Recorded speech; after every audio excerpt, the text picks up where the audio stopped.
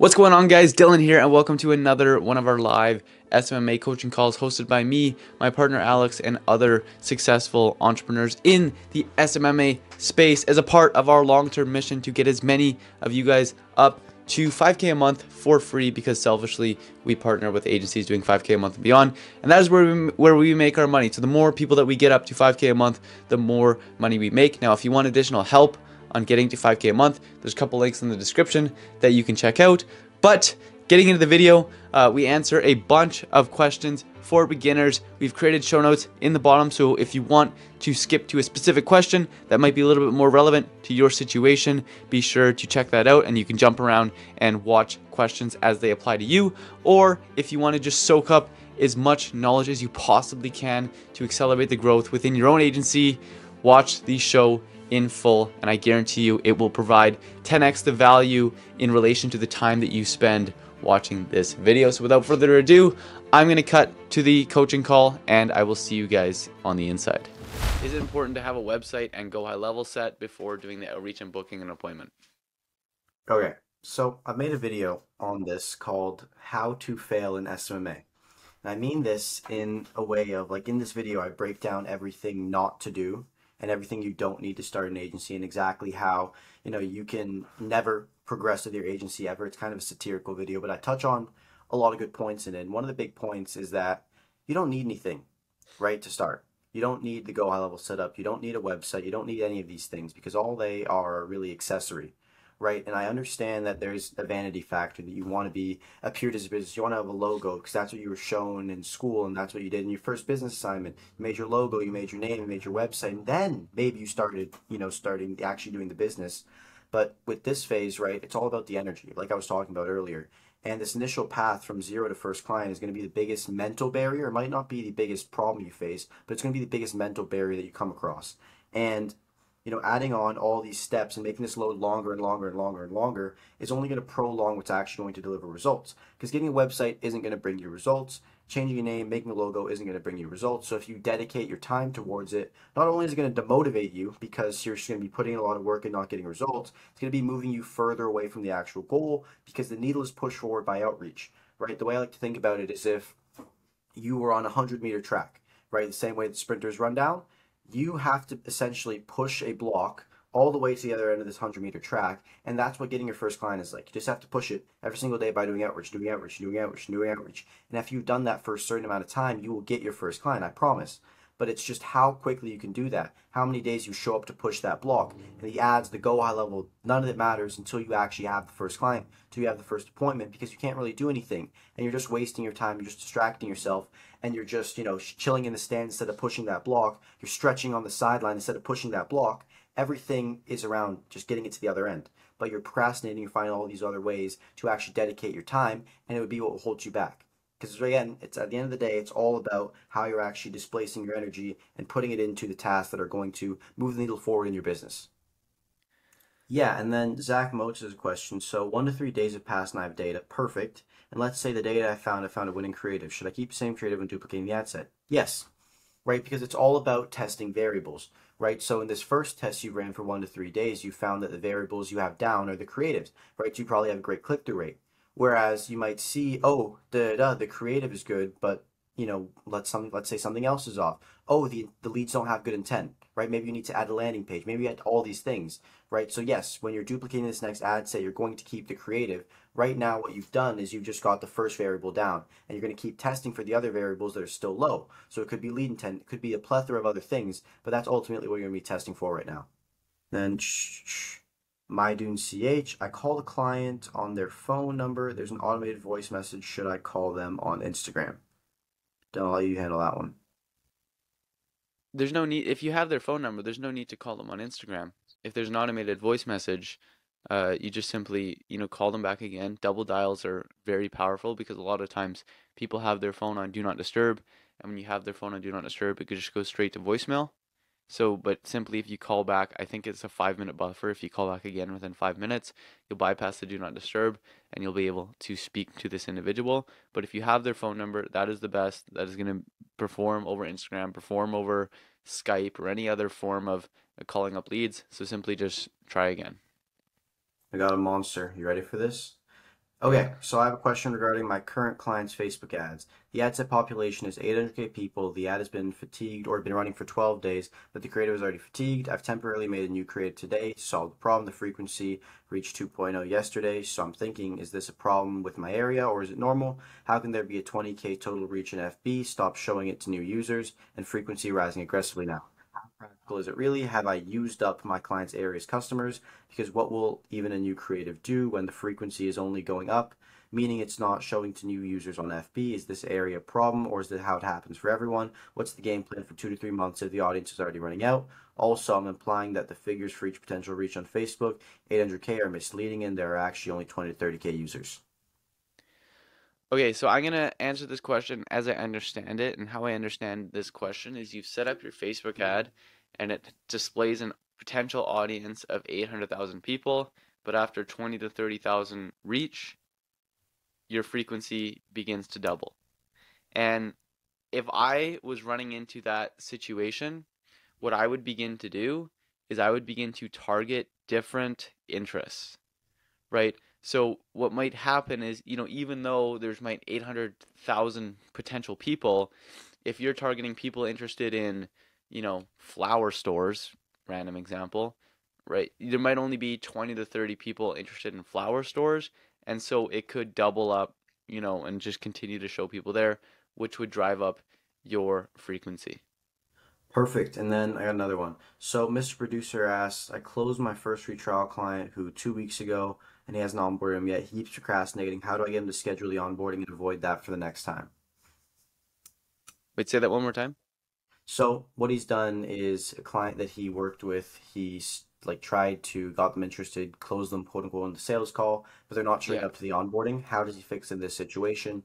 And how does he prevent it in the future? Yeah, so this is a common case of, and I hate to be the bearer of bad news, but you didn't actually close them.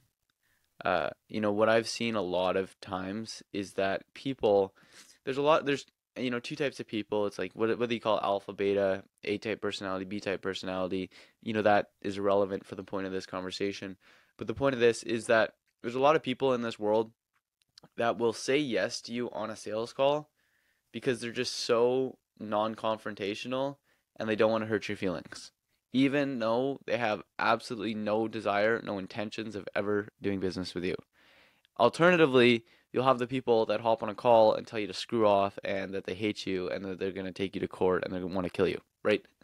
There's two, like, those are like the two opposite ends of people. And anybody who's hopped on at least a dozen sales calls is probably been thinking right now, like, yeah, like I've dealt with both of them. So when we're dealing with the people that are confrontational, really, like, this isn't the answer that you want to hear, but it's the truth. And, I want to share the truth with you guys. It's like over time, you will begin to realize that, like, this person isn't actually going to sign and this person is going to sign, right? Like, you just, like, when I would hop on a call with people and they'd be like, oh, like, I'll call you back or we can start onboarding.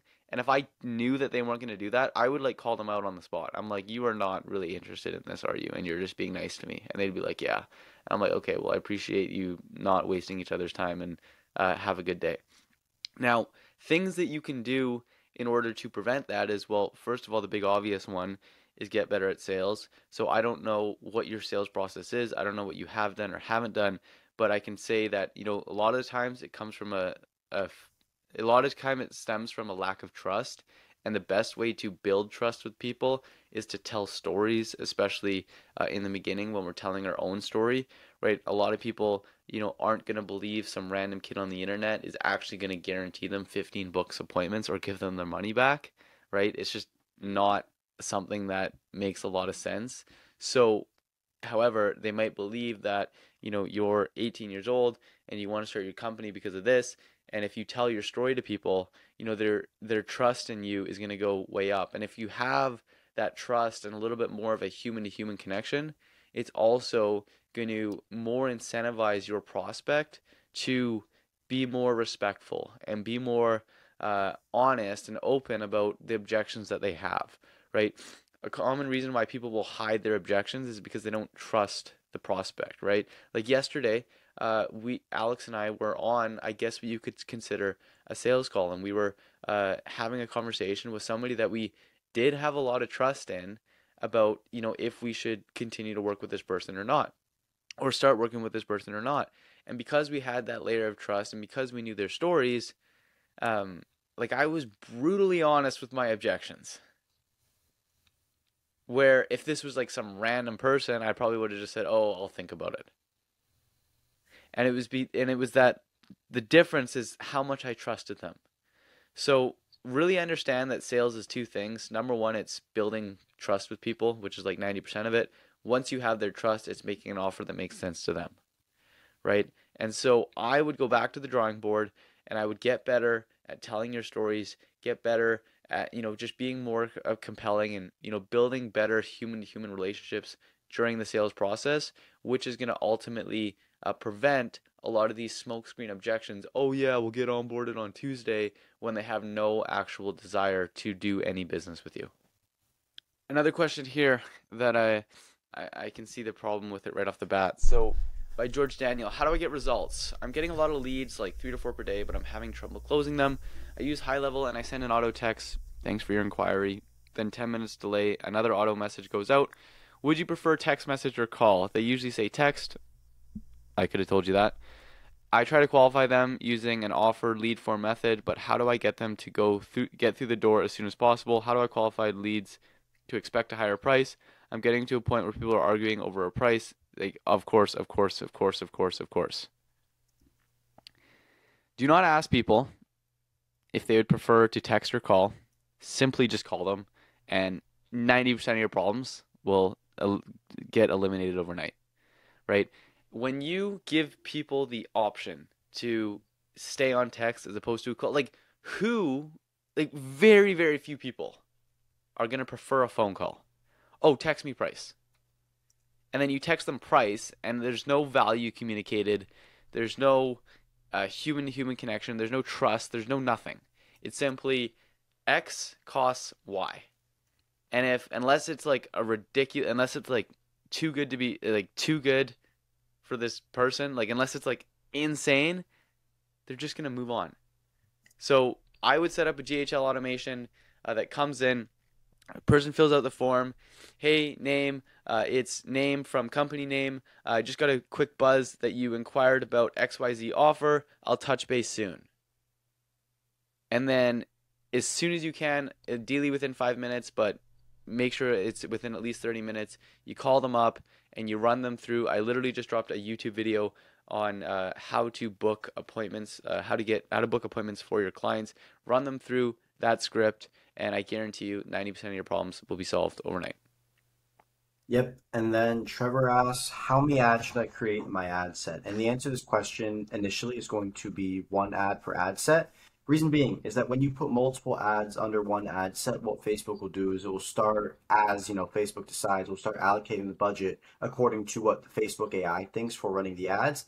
And, as much as that may sound like, oh, it's optimizing the ads, that's great. I want that more. I want more of that. It's really not.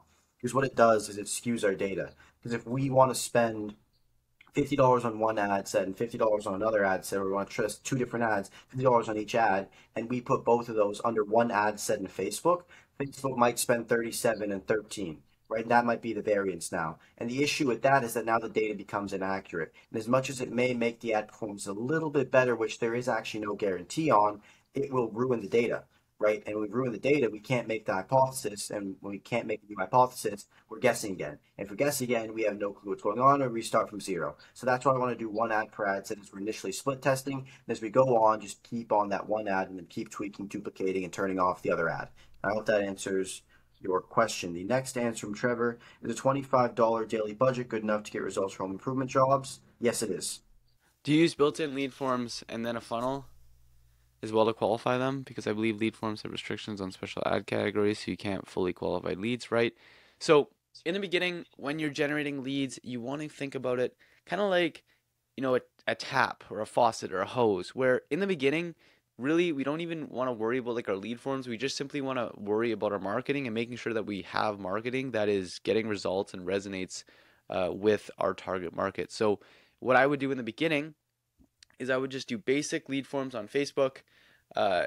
name, email, phone number, and like leave it as that. Do the rest of the qualification over the phone. Also, speaking to prospects is going to help you learn more data and learn more market resonation about your prospects than any lead form, landing page, website ever will. So in the beginning, set it up so you just have the marketing to the lead form, get as many leads as possible. Over time, as you collect more data, as you understand who your ideal target audience is, who are the people that are more likely to buy, then you can tighten up the faucet, or whatever analogy you want to use, to restrict the amount of leads that you're getting and increase the quality.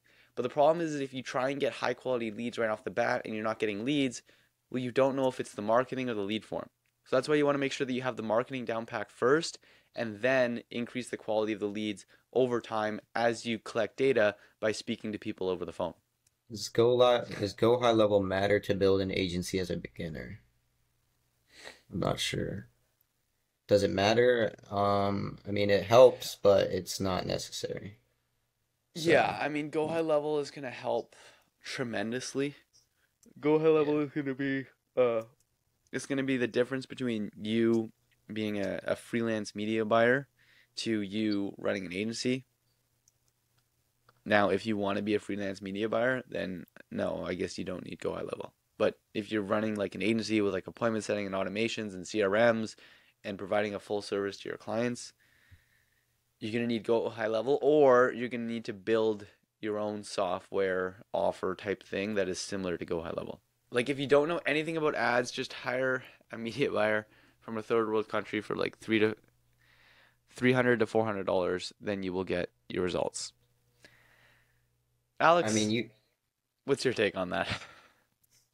All right. So 0x aerial. So I'm going to say this because I think that, you got a lot of potential. I mean, you're here, right? And our goal is to provide value. And I believe that being honest is the best form of truth, whether it is, kind or mean, or whether how you feel about it. That is just the absolutely wrong answer, right? Because I'll ask you a simple question, right? If you've ever met, a lot of the people that will go on Upwork, that will go on Fiverr, and they are these $3 an hour people, they're not the type of people that you would give an ads budget to, and they'll not be able to deliver results, because why would they be able to if you're not able to yourself, right? And it comes to the point of, especially with media buying, that's a task that I would, rarely ever give to some media buyer that I'm paying $3, $4 an hour. Because how can you expect somebody to run ads and make their client thousands of dollars if you're charging them when you're only paying the dude $400, $300, $3 an hour, right? Like it's ridiculous and it's not going to work.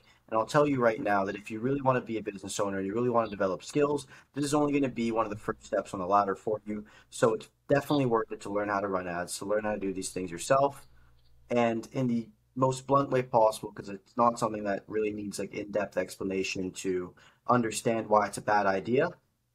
Just don't do it. Do the ads yourself. And then as you learn to do the ads yourself, then go ahead and outsource it past that point using proven systems that you have made yourself. and it's also just kind of like valuable, right? To like learn how to actually do this rather than just like allocating it to someone else or giving it to someone else to do for you. Like it's the same analogy as like Dylan always says to you guys and here and to other people that he helps. He always gives the analogy of like he can fish for you or he can teach you how to fish. It's something along those lines. Like you can go give it to someone else and have them fish for you, but you're ultimately going to be wasting your own money, your own time, because if they don't do a good job, then it's on you, and that reflects poorly on you. And then, as well as you don't know how to do it now, so you just wasted all this money, got bad results for your client, and you just lost out, like I said, on all that money. And you don't even learn, like you don't even know the skill. And honestly, you can learn how to run ads in like a day. It's not like some complicated overtask that you have to go out and start hiring VAs from the Philippines for. I'll give you the So. analogy. I like the fishing analogy. So if, you know, hiring a media buyer when you have no experience yourself is like we have to equate it to a fishing analogy. It's like not owning a fishing rod. So you tell your little cousin to go grab fish with his hands, right? Like that, like that's the equivalent. And I know it may sound stupid, but that's because it is stupid, right? Like that's the analogy. Next question here. I'll give this Two one to questions. Alex. Throw this one to Alex. First, thanks Dylan and Alex for the free sauce. I have 2 questions. We'll do these in 2 parts. I think there might actually be 3 questions here. Like should I open an LLC even with free trial clients to make sure I don't have a freaking lawsuit above my head? So back to that satirical video I made about how to fail your marketing agency. That was another thing. As much as I thought it was going to be satirical, it wasn't so much. You don't need an LLC, right? And I'll explain why. Because a limited liability corporation, right, the goal of that would be to go after your business's assets if someone were to have a lawsuit on you. So, okay, first I'll say that you don't need it. I'll answer your question, but then I'll explain really why you don't need it, right? So, limited liability corporation means they'd be going after your assets. I assume if you're, trying to start your agency, chances are that your business is not going to have a lot of assets to actually go after. And then on top of that, right, imagine the court fees. Imagine the situation here of somebody, right, going after, I don't know how old you are, but it would cost them thousands of dollars to go after you when you're working on a free trial, right? And I'm sure one lawyer session, right? One session with the lawyers would cost more than the entire ad spend that they would actually have, right? So there would be no lawsuit, and I don't see why, even in the first place, you would ensue a lawsuit on them, right? Like, why would there be a lawsuit unless you're planning to steal their money or like advertise your own product on their ads? If you, go through this whole sales process and you're anything but a, a scammer, like you will be fine. And I promise you that.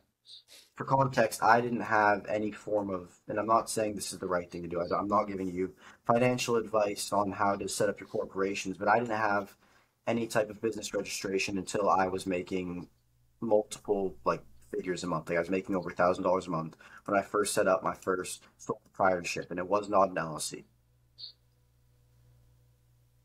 And then the second, I had 4 intro call meetings. I told my story and all that. And most of them said they have to talk to another business partner. 3 ghosted me and said, one point, don't have to call the lead. I can't speak Finnish, so I can't call them myself, but I don't have money to hire one. But the point is that no one booked another demo meeting, so should I mix intro and demo into the same meeting? No. And I'll give you, right, because I could just briefly answer that question and say, no, you shouldn't mix them into 2. But I'll try and read a little bit deeper into this and give you, as I, almost say a few times a day now, I'll give you the solution to your problem and not the answer to your question. So the first thing is you shouldn't be running ads for somebody where you can't even communicate in the language that your prospect is going. Like you shouldn't, and you shouldn't be. There should be no language barriers at all. So if there is any language barriers, find people that you don't have language barriers with and do business with them. In the chance that you've had 4 intro call meetings and 3 of them ghosted, you were saying they have to speak with their business partners. The very sad truth of the situation, not sad because you're going to get better, right? If you're booking these intro calls, is that chances are right now is that you're not the best at sales, right? And I say this as someone who went through a lot more than 4 intro calls sucking at sales.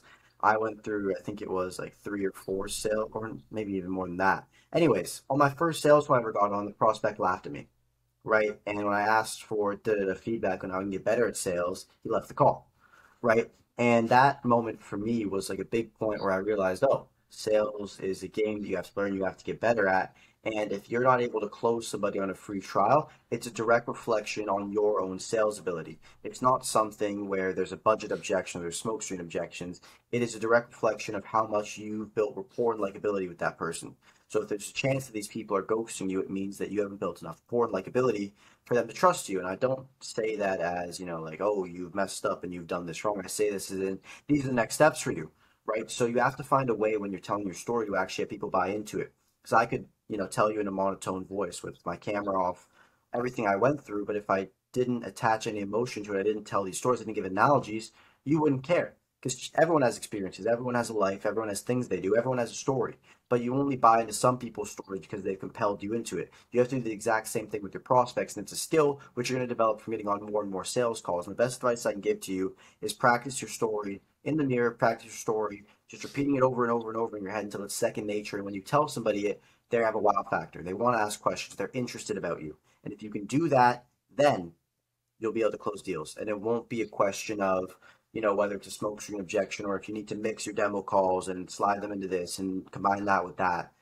You'll just be good at sales, right? For context, one of the best phone sellers I know, Matt Deegan, he can take an intro call while he's on a run talking with a guy on the phone at 9 p.m. after he's done dinner, and he can close them. He can take a call at any time of the day, anywhere, and he will close them with no matter how much length, no matter who he's talking to, whether it's Zoom, camera on, bad mic, whatever conditions, because he is good at sales. And when you get good at sales, you will have that skill as well.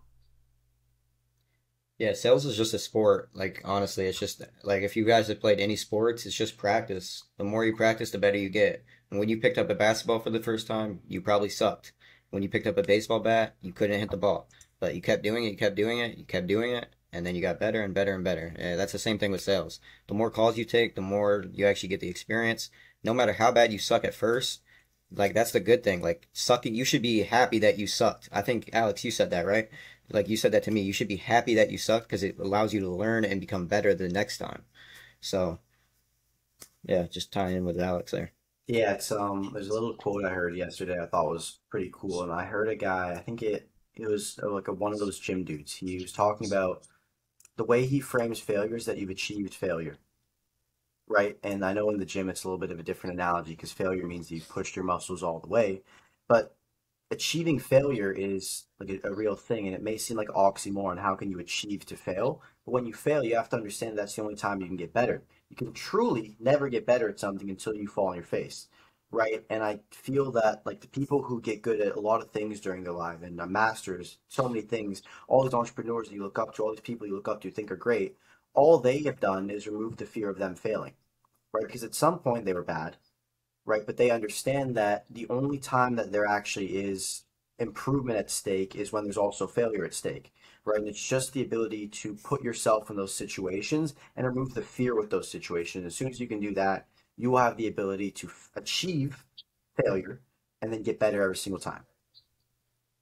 Yeah, this really helped me too. Just like a little mindset change. Like when you start looking at the word fail and failure as learn and learning, it's like 100% different. You just become so much more confident, and you just aren't worried about quote unquote failing. You want to learn and get better. So every time you fail, it's actually a good thing. So try changing those two words around and actually start looking at failure and fail as learn and learning. So that just helped me. Real quick here, I just wanted to give you guys a quick reminder that I am a selfish, greedy person who only posts content on YouTube because I want your money. Now, the good news is that I don't want your money just yet. See, I partner with agency owners doing 5K a month and beyond, and I want to help you get there for free because the more people that I get to 5K, the more leads that I have. So once they're at 5K, then I can potentially take their money. Now, jokes aside, how I can help you get to 5K a month and beyond is first of all joining the RSC First Client Challenge. There's a link in the description with more details in it, but to put it simply, we will help you every step of the way go from a wannabe SMMA owner or a struggling SMMA owner and to getting your first paid client as you get close support from multi six-figure SMMA owners. Now, the average person accomplishes this and gets their first client in 13.84 days, but I'm not saying that as a claim. I'm simply saying that as a stat of the people that have walked in the program before you. So if that's of interest to you, click the link in the description. And without further ado, let's get back into the coaching call. I'm in the beauty niche, got 6 local clients. I'm not able to deliver them any results running engagement ads. Problem number 1. To get people to message them from Instagram ads, the leads are coming out of the targeted area, most of them, and it's the only problem I'm facing. The simple answer there is to not run engagement ads, run lead form ads. That will solve your problem. What's the biggest difference between a 6-figure versus a 7-figure SMMA agency owner? And as Joy pointed out, other than 900K, I can share my experience, and then honestly, who may have a better answer is Alex, because Alex worked with a 7-figure agency owner for an extended period of time, but I can share you my experience. And where my experience stems from is both myself as a 6-figure agency owner, but as you guys know, I have not yet reached the 7-figure mark, and my connections and relationships that I have with 7-figure agency owners. And the biggest difference that I see between people in the 6-figure mark and people in the 7-figure mark is people in the 6-figure mark are making like a shit ton of money doing, more or less, like they're very like in the business still. Like it's more or less like depending on how good they are at building systems and all that kind of stuff, it's usually a scale between like how much of it is like a full-time self-employed job and like run like a business with like a team and systems and like all that kind of place. Now, I find that once you hit that seven-figure mark, there's nobody who's running a seven-figure agency, at least that I know of and I've ever met, that is running it like as a one-man show or like a self-employed individual, right? People, once they hit that seven-figure mark, they got systems, they got teams, and they got all that kind of stuff. And so, from my experience and what I've witnessed is that people in the six figures are at some will lie somewhere between completely self-employed solopreneur and having a team. And usually, the farther they are down the line towards the having a team, also correlates with the farther they are down the line to hitting that seven-figure run rate. Now, Alex, as somebody who worked inside a seven-figure agency for an extended period of time, what do you think your take on this is? Yeah, so I'll tell you because there was a few seven-figure agencies that I worked within, and there was, very different but important things that I learned from each of them. The one that I worked with for the longest, two things that I realized is A, yes, a team. If you want to give just a point blank answer, like yes, it is a team. There's not enough energy in one person unless you're selling ridiculously high ticket in order to service that many clients. So the answer that is really the biggest difference is team. But another thing that in my time working is I think I worked with them for around 8 months, and words that I never heard were "don't try that" ever, ever, ever, ever. I never had an idea that I was told not to try, right? And in the particular agency that I worked within, which grew extremely quickly, it grew to the seven-figure like yearly run rate in under 2 years. What they really were good at was just trying so many things, right? And they gave each member on their team the autonomous ability to try and iterate themselves, to try and figure out things, to try and improve upon systems. And that was how they progressed, right? As much as the owner was a visionary and he saw the lead, he was great at leveraging other people's energy. And that is ultimately what is going to be what business is at the largest scale because you only have 24 hours in a day. So you benefit and you profit more from leveraging other people's 24 hours, right? As soon as you have two people working for you, you're going to make way more progress leveraging their 48 hours or their 24 hours of their 12-hour workdays combined, whatever it might be, than leveraging your own because they have more time. And if you built proper recipes, you built everything else properly, that is the only real difference. There's always these little gimmicks between some people that I'll find. It's like the guy I worked with, oh, he was a night worker, right? But like these are all nuances, and you can find Yeah. people and you can find, they're everyone has a different way of succeeding, right? Is what I also learned, right? So there's always going to be these nuances between different people, and you can try and pick up on patterns. But ultimately, the biggest difference between a six and seven-figure agency owner is that one leverages other people's time and one leverages their own time because they see themselves as the core part of their business, whereas the seven-figure person sees them as somewhat like a chessboard. If you ever played chess or any game like that, the seven-figure agency owner sees their business like a chessboard, whereas the six-figure agency owner is like their first person in the chessboard. They're the king, they're looking around and they're trying to see what's going on. The seven-figure is looking from the top of the board, moving pieces, seeing what's good, moving the energy around. And that's how they win. Yeah, it's ultimately just kind of like what they're saying is like how good of a leader can you be? That's the main difference between a six and seven figure agency owner. The six figure, he's still learning how to start building teams, learn how to like become a leader. And then the seven figure, he's already mastered becoming a leader. He can lead his team. He's a good leader. They look up to him. And that's really all the biggest thing. Like I was reading a book by Robert Cialdini, and he mentioned like the biggest difference from going from that seven or that six to seven figure mark is literally just how good of a leader you can be. And like it's the general rule with everything. Every leader in history, the greats, Napoleon, Alexander the Great, they were all just extremely good leaders. They weren't anything different from me and you. They just were able to gather a group of people, tell them what to do in a way that they would listen and follow, and that's how they got their stuff done, you know? They were just a good leader. That's all it really is. That's the biggest difference. How well they can actually lead a team. Yep, and then I got another one here, and I will let Dylan handle this one. So why does cold calling stop being effective over a night? I was getting appointment in the beginning, but then it drops out and I start getting no results. Thank you for asking me this question.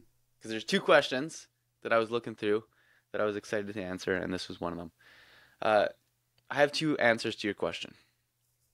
Actually, I have an answer to your question, and then I have a solution to your problem. The answer to your question is I got no idea. I haven't heard any of your cold calls. I don't know what you're saying. I don't know what you're doing. So I have no idea why you got results yesterday and you're not getting results today. That's the answer to your question.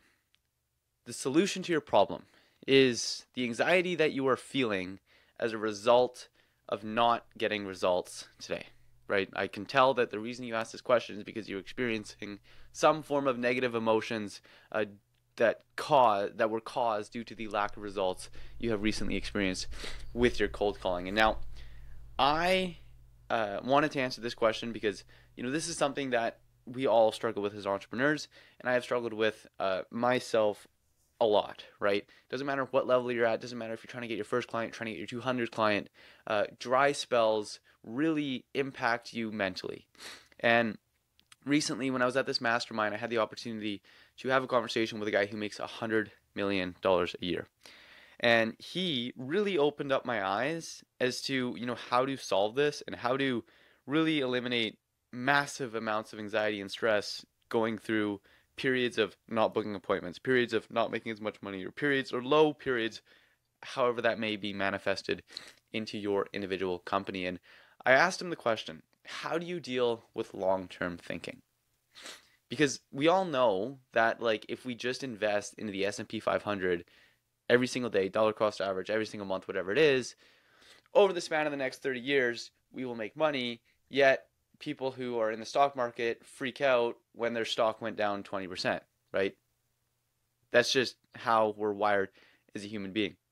And so I asked him, how do you deal with long-term thinking? Because, as somebody who, even though I've been in the game for 4 years now, it's hard for me to look at business in terms of decades, right? Because I haven't even been in business for decades. And I've been in it for 4 years. I can't even imagine how hard it would be to look at business in terms of decades if you've only been in it a month, like Wyatt, or 2 years, like Alex, right? It becomes even harder. And so I asked this guy, and he basically hit me back with a bunch of questions. He's like, how much do you make? And I told him, and he's like, okay. And he's like, how much do you need to live off of? And I told him, and for context, it's about 10% of what I make. And he's like, okay. And he's like, well, how do you make more money? And he's like, what do you need to do in order to make more money? What do you need to do in order to grow your business? And I was like, well, I need to do this, I need to do that, and I need to do this, right?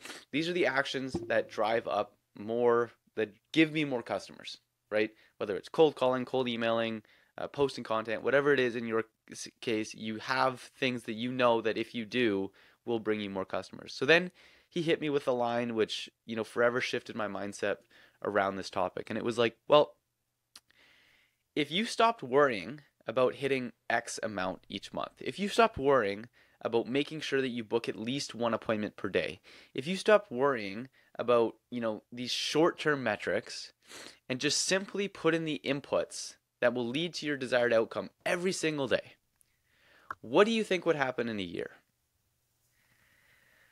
Well, I'd probably be making a lot of money. So he's like, so then why don't you do that? And I was like, well, that is a good idea.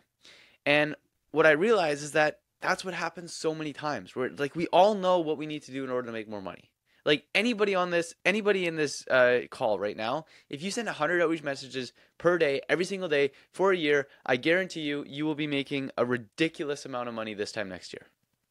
But what happens is we attach ourselves to short-term goals and short-term metrics, and really we tie our ego to it, right? We tell ourselves that if we don't make X this month, we're a failure, right? And even if we miss that dollar figure by $20, we're still going to think of ourselves as a failure.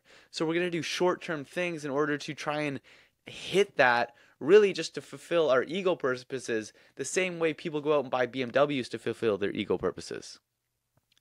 So really, it's an ego problem. That is where this stems from.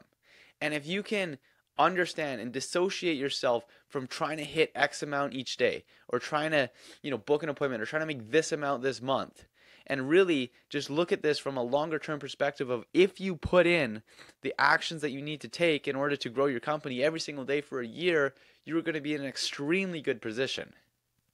it can completely shift the mindset of your daily actions. And it can relieve so much anxiety and stress. Like now, me and Alex, it's like when shit hits the fan, we are significantly less stressed because we know that as long as we put in the actions that grow our company, this time next year, we'll be swimming in cash. Yeah, and you've only been like, from what I've gotten, you've only been cold calling today or yesterday and today. So like, what? Why are you stressing the results? You got good results yesterday, and now today it didn't work. I mean, that's business. Like, if you want to be serious and actually go into this further, you have to expect this on a much larger scale. Like Dylan's saying, like you're gonna have weeks, months where you're not gonna like have any appointments, and then you're just if you can't even handle not getting an appointment from 1 to 2 days, how are you gonna ever handle when you don't get them for a week or 2 weeks? Like like Dylan said, you just gotta start thinking long term and just put in the results and put in those actions, and the results will come. It's your time So horizon, right? And this applies to every single problem that you will ever have in your entire life. If you expand the time horizon that you view it on, and I'm saying this as a guilty person because I do this all the time, when you expand your time horizon, most of it goes away, right? So, for context, there was a month with when I was doing my appointment setting agency, I made like 50% less money than I made the month before, right? And it's because I was working on complete commissions. And at the time, I was like freaking out. I was like, what's going on?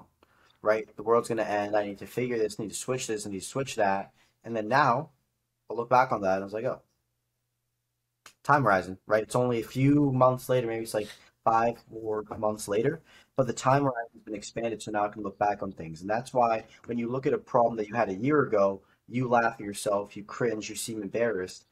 It's not because it was actually cringe and embarrassing. It's just that at that time, you couldn't see the entire time horizon. If you can master the skill of extending your time horizon, virtually most of the problems in your day to day life will just go away, right? When you can just see 100%. things on a larger scale. And if you can really master that skill, it becomes, extremely peaceful to live because you know you are on the right track.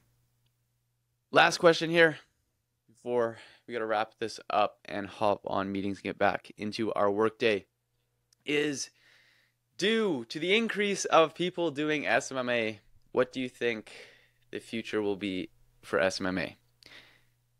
I love this question because really this question stems from a false perception of what SMMA really is. And unfortunately, and I don't fully understand, I guess I do know why, but SMMA is roped into the same category as or umbrella as drop shipping, as Amazon FBA, as day trading, as all that kind of stuff. Now, the difference between SMMA and those other business models that I just recommended, except for drop shipping, if you do it right, is those are borderline like money making schemes. You either crack the code or you don't. You make money or you don't. That's that. Okay? SMMA is not like that, right? SMMA is a buzzword term designed to resonate with a mass audience to bring people in, right? You need to create a buzzword in order to do that. That's why SMMA gained popularity. But what an SMMA really is, you are a B2B service provider. You are a business to business service provider. You are helping other companies grow by a means of Facebook ads, Google ads, direct mail, whatever your services are. So in that case, it is literally impossible for SMMA to be dead. The only way for SMMA to be dead is that if literally like every company went out of business and the whole economy collapsed. And if that was to happen, you would have bigger problems on your hand. So SMMA is not going to die because it is simply providing services to companies, right? And as long as there's companies in the world, there will be companies that are in need of help with their marketing or whatever else it is that you may be helping with them.